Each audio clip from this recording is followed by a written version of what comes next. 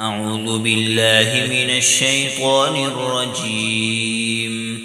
بسم الله الرحمن الرحيم. سأل سائل بعذاب واقع للكافرين ليس له دافع من الله ذي المعارج. تعرج الملائكة والروح إليه في يوم كان مقداره 50,000 سنة فاصبر صبرا جميلا. إنهم يرونه بعيدا ونراه قريبا. يوم تكون السماء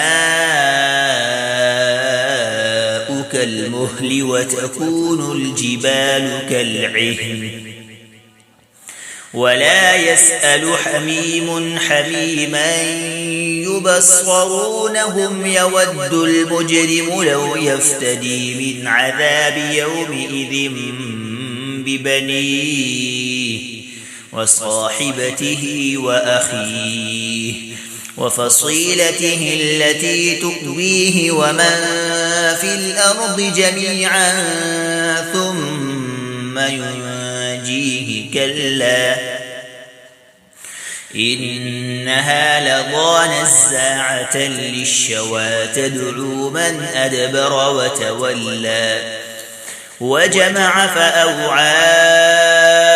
إن الإنسان خلق هلوعا إذا مسه الشر جزوعا وإذا مسه الخير منوعا إلا المصلين الذين هم على صلاتهم دائمون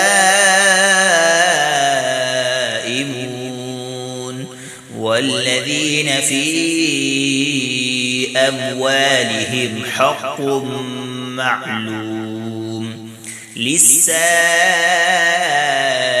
والمحروم والذين يصدقون بيوم الدين والذين هم من عذاب ربهم مشفقون إن عذاب ربهم غير مأمون والذين هم لفروجهم حافظون إلا على أزواجهم أو ما ملكت أيمانهم فإنهم غير ملومين.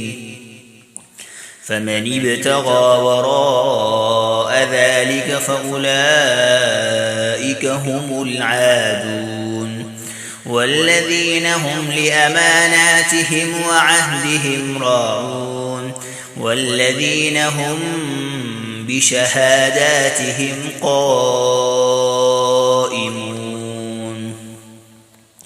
والذين هم على صلاتهم يحافظون أولئك في جنات مكرمون.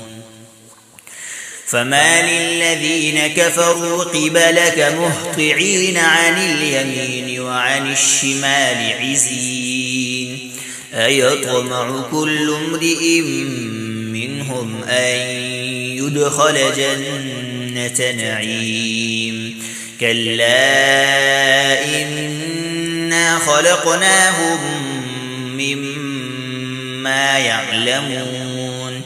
فلا أقسم برب المشارق والمغارب إنا لقادرون على أن نبدل خيرا منهم وما نحن بمسبوقين.